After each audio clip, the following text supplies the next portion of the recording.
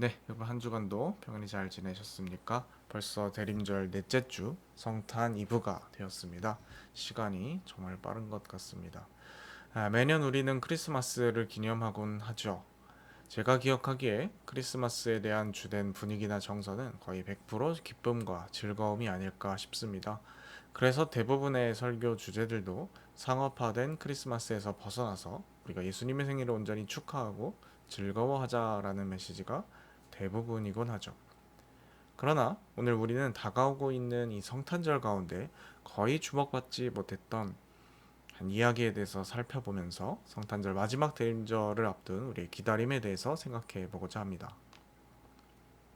오늘 말씀은 천사가 마리아에게 찾아와서 네 몸속에 잉태된 아기가 세상을 구원할 왕 예수다라고 알리는 것으로 시작합니다. 흔히 말해 수태고지라고 하죠. 몸속에 예수가 있다라는 것을 알리는 겁니다.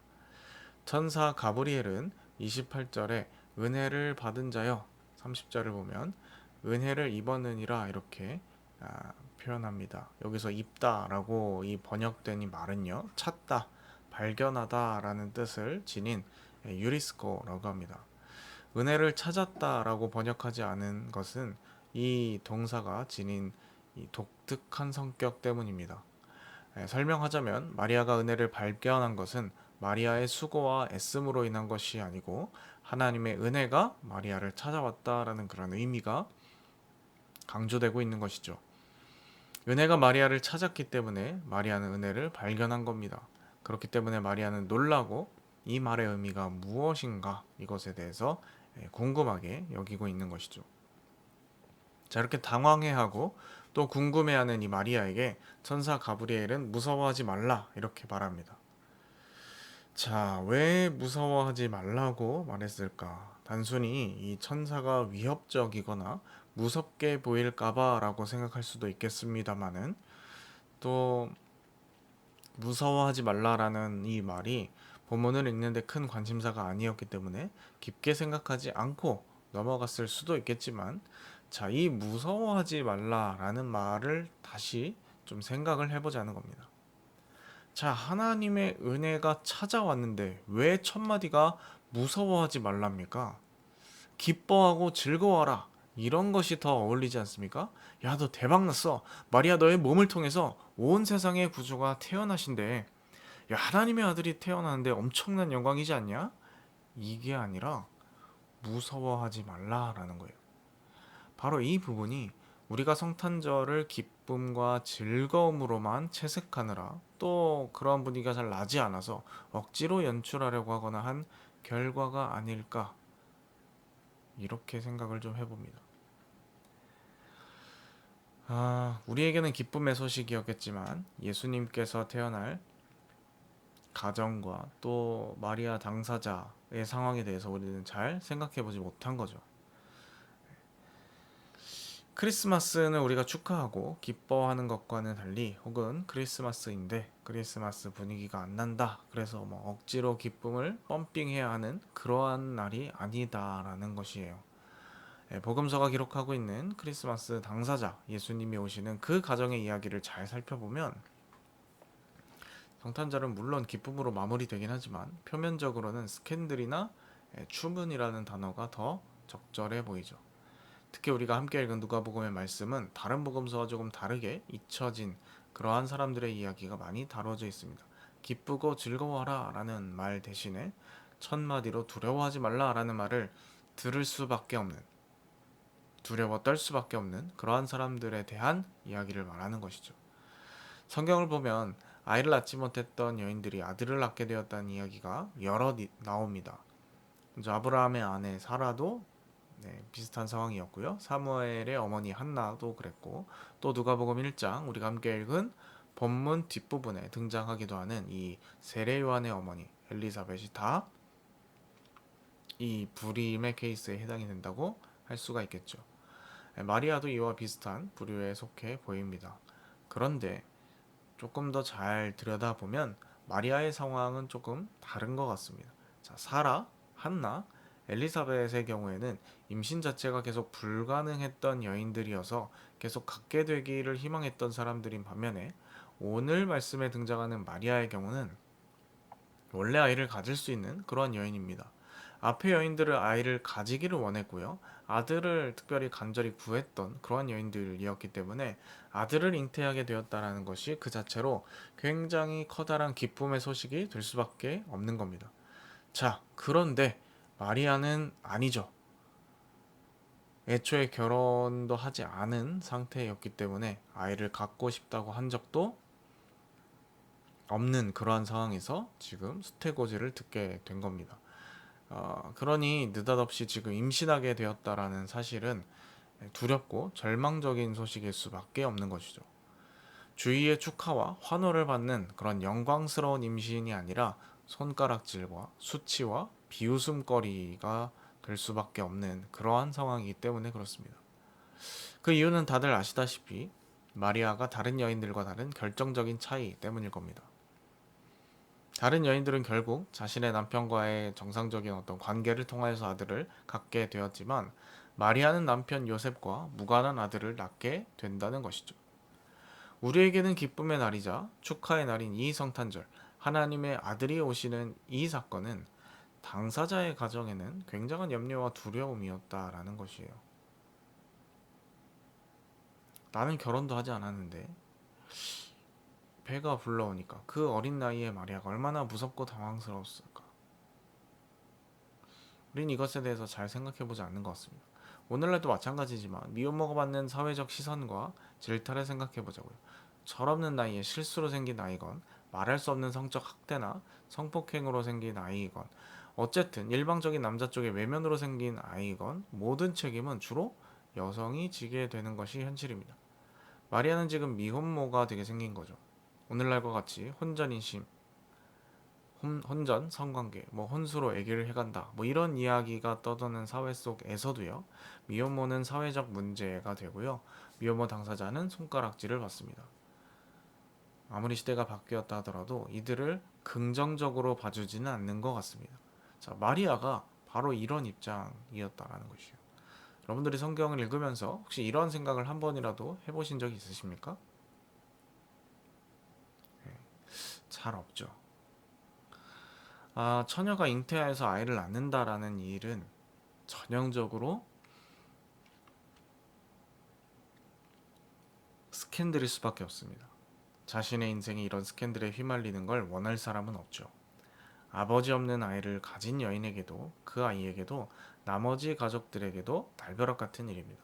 자, 이 일이 단순한 사고가 아니라 주님의 계획이라는 것을 과연 그 누가 믿어주겠냐라는 거예요. 성령으로 잉태되었다라는 것을 어떻게 설명할 수 있겠어요?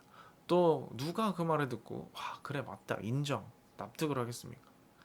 그러니까 이 구절을 읽는 동안 사실 우리의 관심은 대부분 이 마리아의 아픔이나 그들의 가정이 겪었을 어떤 당혹스러움보다는 신학적인 논쟁에 주로 있었던 것 같아요.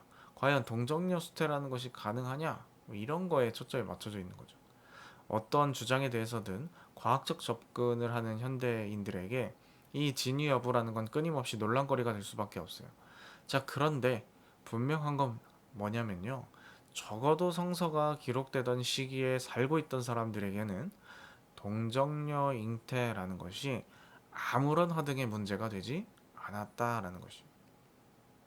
당시에 잘 알려진 위인이나 황제나 혹은 영웅들 중에 상당수는 아버지 없이 태어났다라는 탄생 설화들을 가지고 있습니다.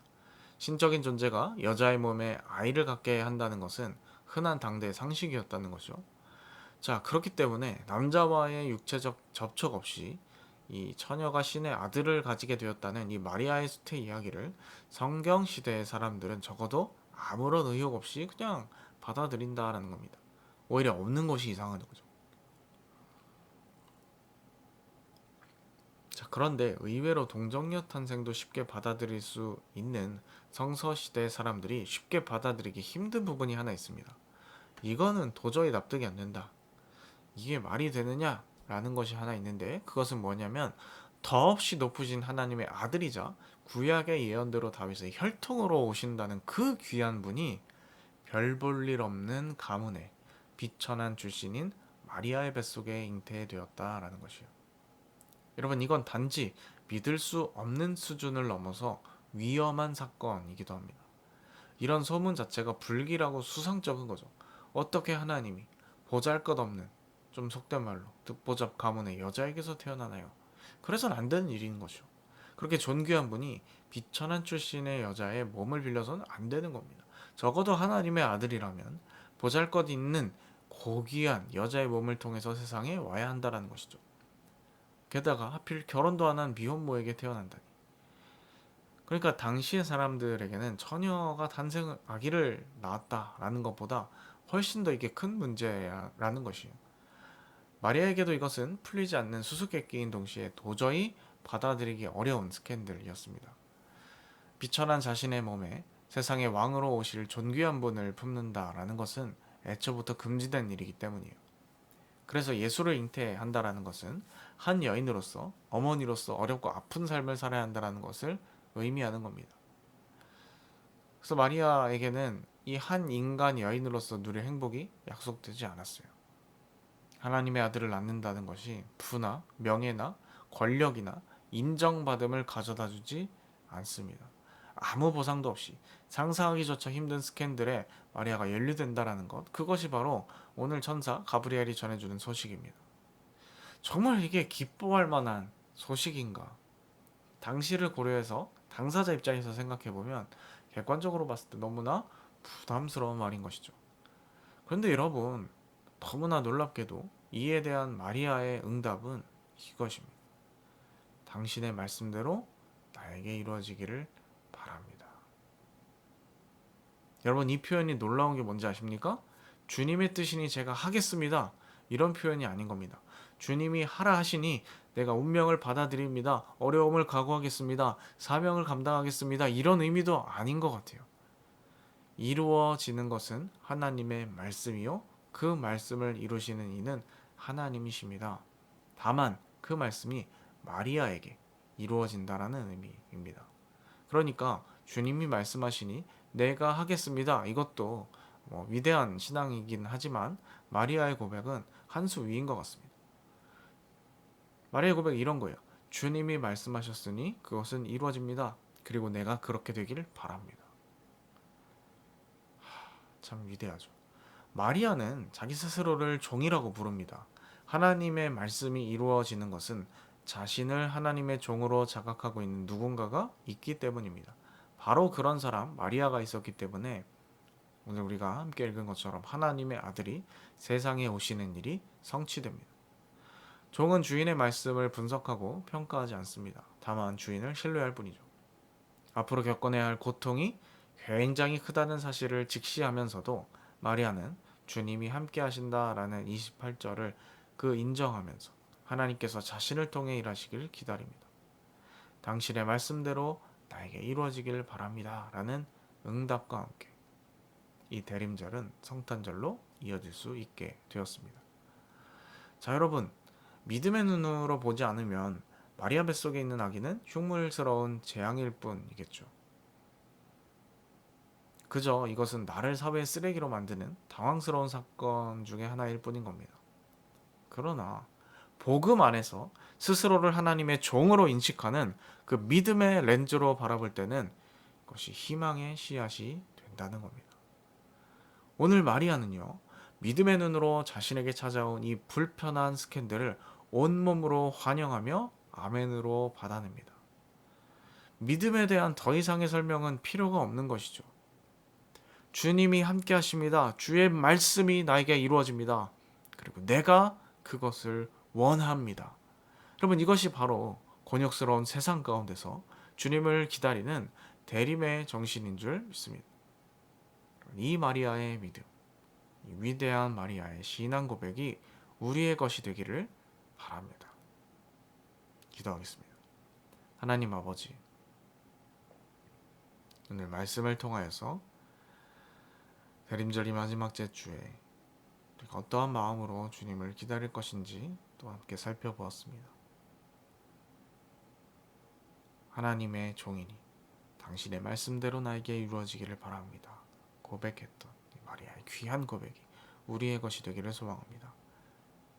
이 세상을 살면서 참 많은 일을 겪고 또 선택을 하며 사는 우리들이지만 이 믿음의 귀한 고백을 잊지 않으며 살기를 소망합니다. 당혹스러울지라도 그것이 고통일지라도 하나님 말씀은 반드시 이루어질 것을 믿으며 그 말씀이 내 안에 역사하기를 소망합니다. 그렇게 바라며 주님을 기다리는 우리 모두가 될 수 있도록 인도하여 주옵소서. 함께 하실 줄 믿사오며 이 모든 말씀 예수님의 이름으로 기도드립니다. 아멘. 지금은 우리 구주 예수 그리스도의 은혜와 하나님 아버지의 급진하심과 성령의 인도 역사 충만케 하시며 오늘 함께 말씀을 듣고 진정으로 주님을 기다리며 마리아가 가진 그 위대한 신앙을 본받아 온전히 주님께 나아가기를 마음속에 다짐하는 주님의 자녀들 백성들 머리머리 위에 지금부터 영원까지 함께 없시기를 축원하옵나이다.